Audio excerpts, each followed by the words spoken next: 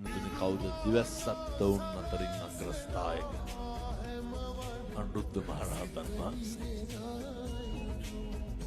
මුදුනේ කල්ප 90කට කලින් උන්වහන්සේ මහා සංඝ රත්නය භාග්‍යවතුන් වහන්සේ දැක්ක බුදුරජාණන් වහන්සේ එක්තරා භික්ෂුන් වහන්සේ නමකට අර අගතනතුරු පිරිනමන.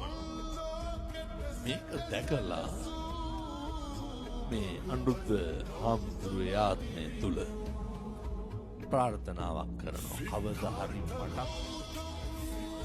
බුදුරජාණන් වහන්සේ නමක් ඉදිරියේ අගතනතුරු ලබන්න ඕනේ.